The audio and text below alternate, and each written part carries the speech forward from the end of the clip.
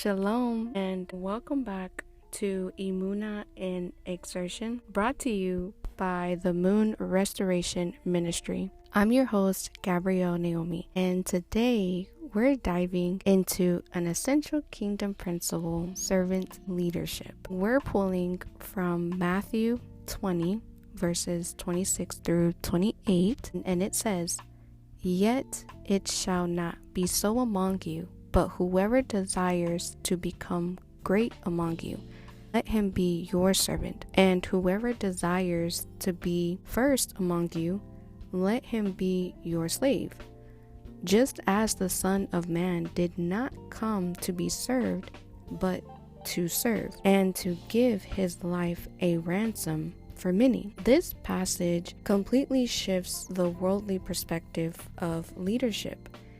Instead of power and prestige, Yahusha teaches that true leadership is humble service. Today, we're going to explore how Yahusha exemplified servant leadership and how we can apply this principle in our ministries, businesses, and how the 12 tribes of Israel played a role in Yah's kingdom structure.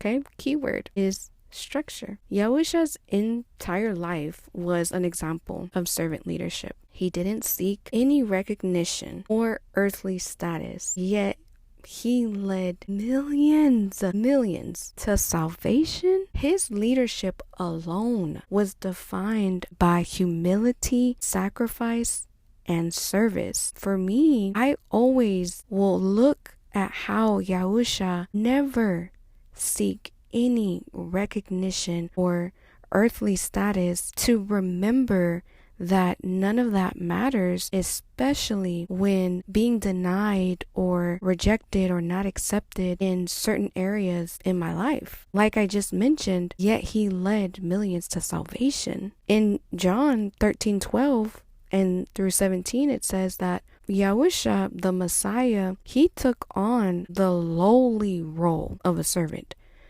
This act was shocking because, foot washing was typically done by the lowest servant in a household. He was teaching that greatness in the kingdom comes through humility. He washed the disciples' feet. The Pharisees expected the Messiah to align with religious elites, but instead, he sat with the tax collectors, he healed the lepers, and he even embraced those who were considered unclean. He showed us that true leadership is about loving and elevating others. He ministered to the outcast. The ultimate act of servant leadership was his death on the cross. He didn't just talk about serving others. He gave everything for the sake of the kingdom. He sacrificed himself for others. So I want to ask you a few questions. Are you leading with humility, or are you seeking status and recognition? And how can you embody the humility of Yahusha in your leadership? Leadership has always played a crucial role in Yah's kingdom, and we see this in the history of the 12 tribes of Israel. Each tribe was given a very unique role, showing us that in the kingdom is diverse and service-driven. Judah, the tribe of Judah, which is now called the American Blacks, the tribe of kings, including David and Yahusha himself. Judah's leadership was built on obedience to Yah and righteous governance. Levi, the tribe of Levi, which is now called Haitians, the priestly tribe is what they were called and are called. Their leadership was not about power, but spiritual service, interceding for Israel. And the tribe of Issachar, which is now called the Mexicans or the Aztecs, they're known for their wisdom in understanding times and seasons, which you can refer to in 1 Chronicles 12, verse 13. And that's showing that leadership involves discernment. And I would say I relate to the tribe of Issachar, just in case for some of you wanting to know, because I will ask a question at the end about that.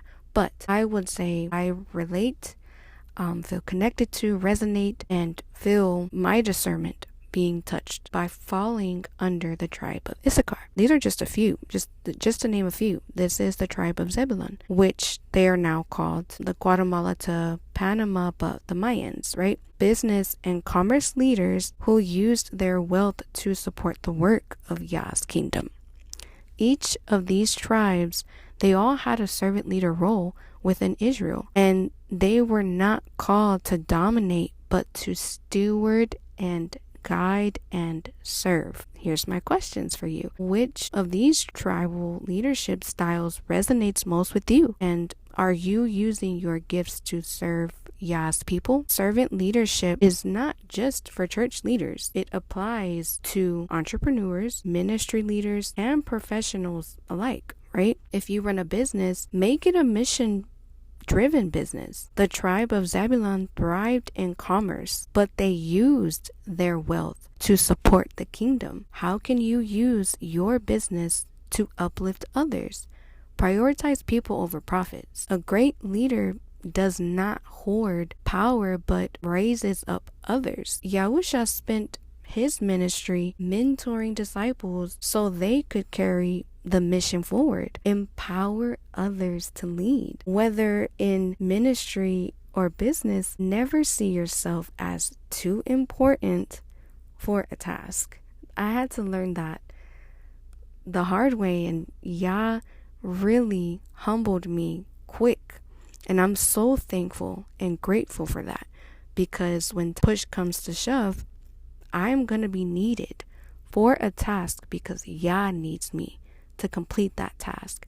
And you don't want to be ever seeing yourself as too important, quote unquote, right? Yahusha washed feet. What small acts of service can you do? So be willing to do the small things. In the book of Proverbs, written by Solomon from the tribe of Judah, we're constantly reminded that leadership without integrity leads to destruction. So lead with integrity and fairness. And the questions I have for you are, how can you lead with humility this week? Who can you serve in your community or workplace? Perform one act of service for someone in need, whether it's mentoring a young entrepreneur, volunteering at a ministry, helping a coworker without being asked, and giving to a family in need. Remember, kingdom leadership is about serving others, not self-promotion. Make that this week's challenge. True leadership in the kingdom of Yah is marked by humility, service, and sacrifice. You know, Yahusha showed us this. The 12